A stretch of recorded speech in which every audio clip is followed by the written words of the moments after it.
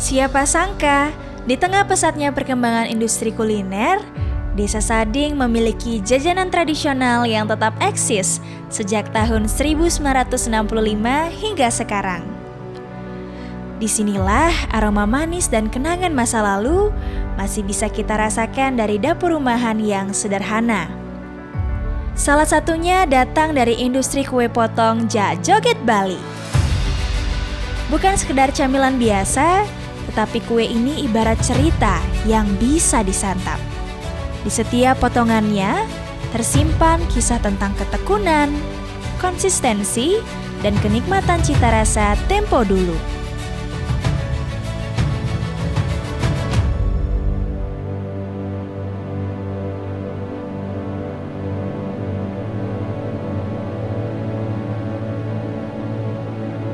Perkenalkan, nama saya Bu Ika.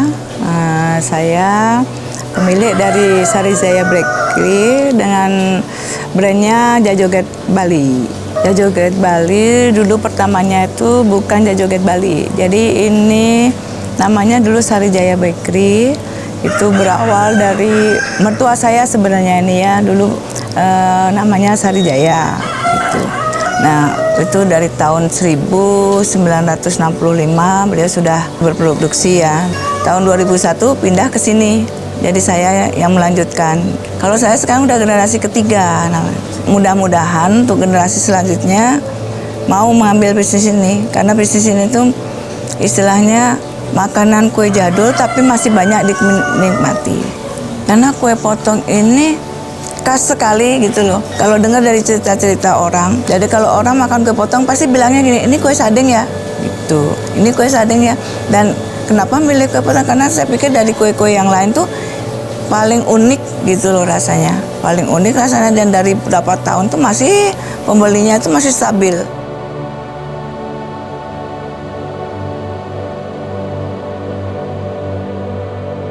Setelah saya mengembangkan, saya memproduksi kue dan terus saya ikut-ikutkan ke istilah pemasaran, ternyata peminatnya tuh kita taruh di pasar modern juga peminatnya banyak gitu.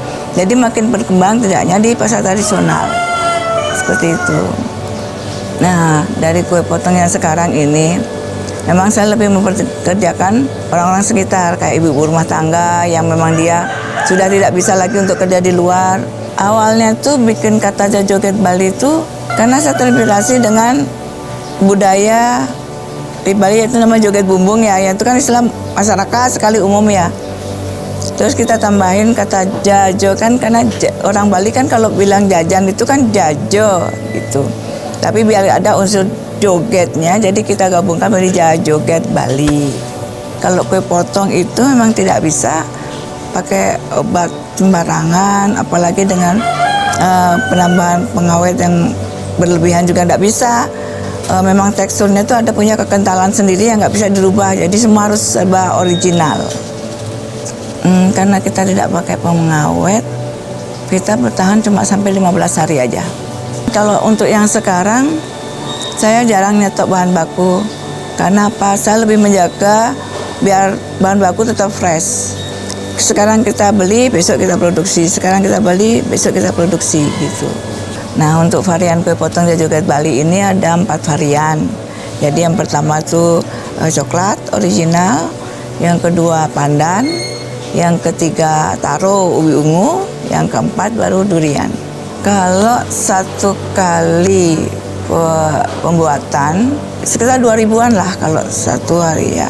Nah, untuk kue potong ini dari kita pembuatannya tuh dari pembuatan gula cair dulu untuk kulitnya, akhirnya kita ulenin, terus akhirnya dipanggang. Kalau untuk kue potong itu memang tidak bisa pakai suhu kecil, dia tidak boleh lama. Jadi kita punya aturan dalam proses pemanggangan itu cuma 7 menit. Karena over cooking, adonan akan keras. Dodolnya juga akan matang, jadi mengembang. Itu unik jadinya kan. Kalau target pasarnya sebenarnya untuk sementara ini ya kita lebih banyak ke lokal dulu ya. Untuk orang-orang lokal yang kadang-kadang yang untuk orang yang punya hajat, tak mau untuk oleh-oleh gitu. Kalau untuk Instagramnya bisa diklik di IG-nya di Kue Potong Bali.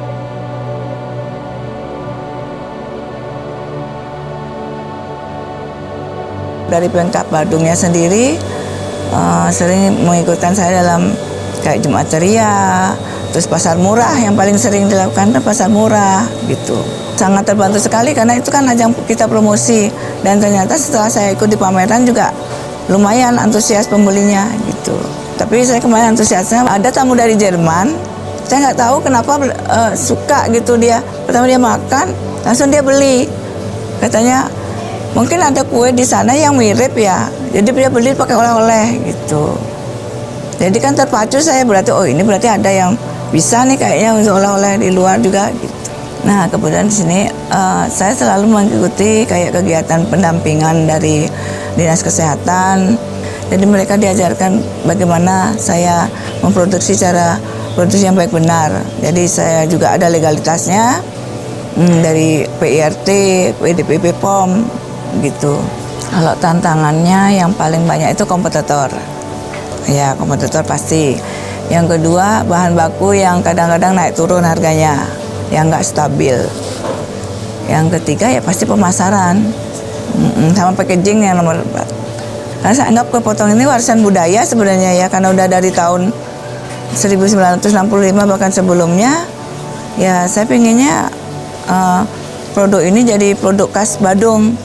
Dan mudah-mudahan juga dari pemerintah bisa support banget, mungkin dari segi kemasan mereka beli dari pemerintah juga bisa support gimana bagusnya, karena kita kan bukan pabrik besar, bukan produksi, tapi kita IKM gitu loh.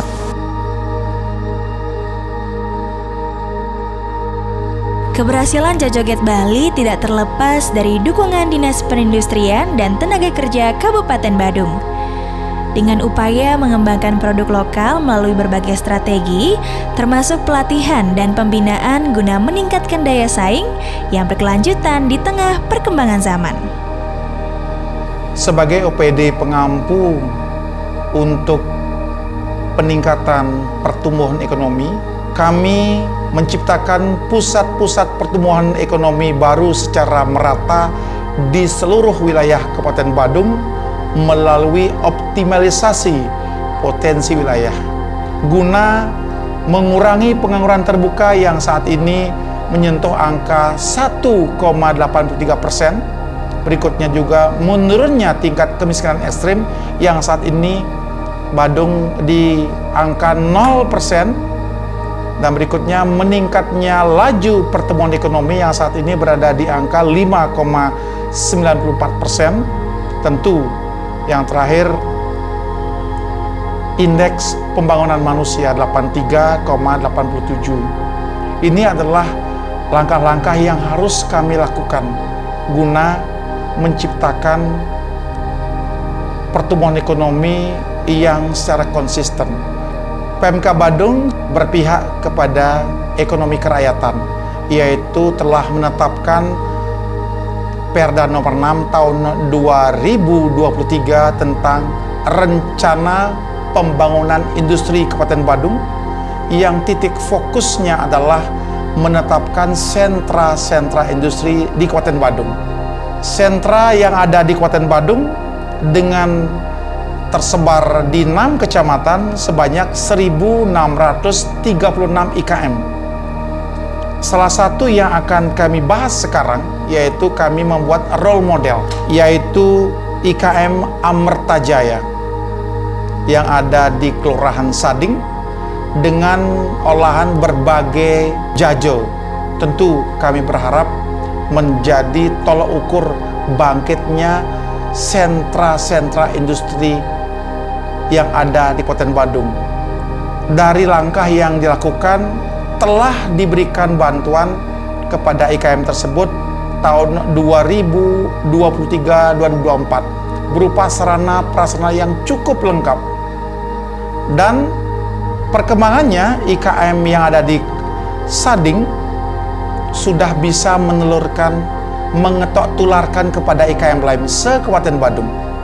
Itu adalah harapan kami, mengetok tularkan kepada IKM yang ada di Kabupaten Badung, bukan hanya Sandang, tapi sentra yang lain. Dan ke depan, kami berusaha mencarikan permodalan maksimal 100 juta dengan bunga ditanggung oleh Pemkab Badung. Ini adalah langkah kami yang ke depan. Wah, industri lokal ternyata berpeluang besar ya untuk berkembang dan dikenal luas. Bukan hanya bagi pelaku industri kecil dan menengah, tetapi juga seluruh produk lokal Badung memiliki kesempatan yang sama untuk bersaing dan menunjukkan keunggulannya. Kami berharap kepada generasi muda untuk lebih agresif mengambil peluang ini.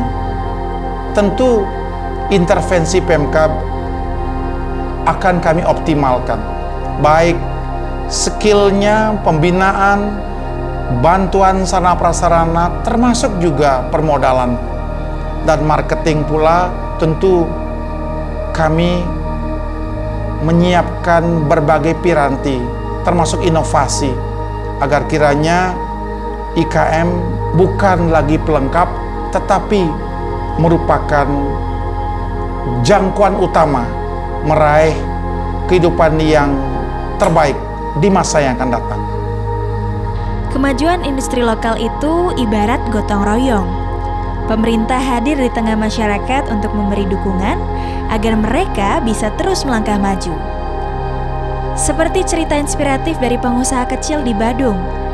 Dari dapur ke pasar, dari ide sederhana menjadi usaha yang menghidupi banyak orang. Itulah wajah Badung yang sesungguhnya. Karena Badung bukan hanya soal alam yang indah, tetapi juga soal rasa, budaya, dan semangat masyarakatnya. Mari bersama-sama kita jaga warisan ini demi masa depan yang lebih cerah.